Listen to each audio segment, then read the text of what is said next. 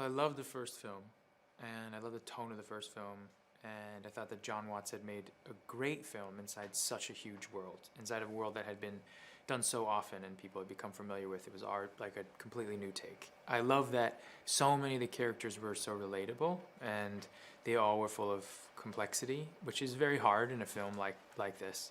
And when he came to me and said, he introduced this idea of Mysterio, I thought, well, isn't he a bad guy playing a villain and this and that? And he said no.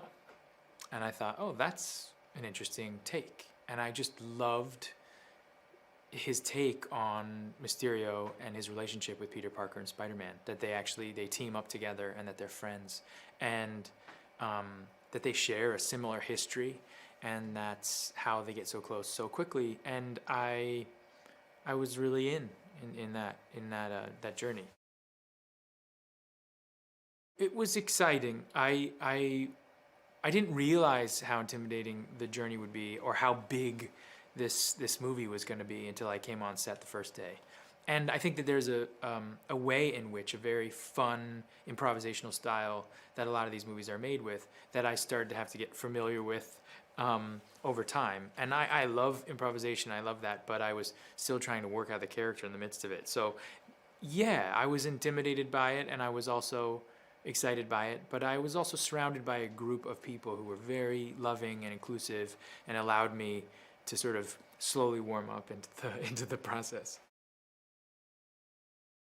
To play Spider-Man is a lot, I would think, for someone, because you are holding a myth within something at the same time trying to make something your own, uniquely.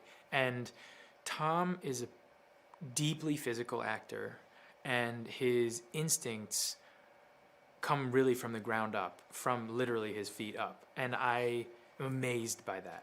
I love watching every actor I work with work, and I'm fascinated by different people's techniques and their styles and what they do. And he was a complete original, and I adore him. In truth, when I first put it on, I was like, is this right? You know, it felt kind of great, but it was also like, is this cool? Like, and then I realized, particularly because the Mysterio costume is full with a lot of, you know, there's a fishbowl helmet, and there's a history of the costume being this way or that way. I think a lot of people were really waiting to see what it would look like, but it is so beautifully crafted and so meticulously done. It's a really work of art. And it was incredible to wear that on my body.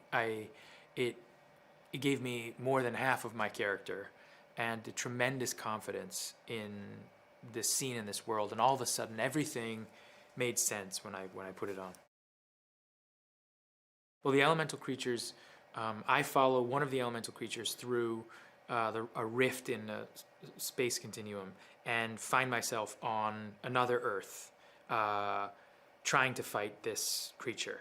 And what I don't know is that they sort of are expanding into different areas all over this Earth, as they did on my Earth. And I lost a lot on my Earth, and sacrificed a lot fighting this one that led me to this Earth. And find Nick Fury in the midst of battling this creature. And then we join up, knowing that we have a somewhat similar group of people on my Earth, but different in a lot of different ways. There are variations on things in this Earth. And I join up and I meet Spider-Man, and we have to fight these creatures as they appear and reappear. I mean, this world he knows so well. And in a lot of ways, he created this world as a character, and then I think also he's been in so many of these movies that it's second nature to Sam. I've actually known him for many years, so it was really wonderful to be able to sit with him in a scene and work with him just a bit.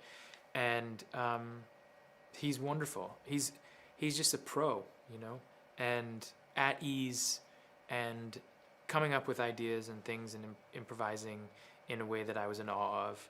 And he's wonderful.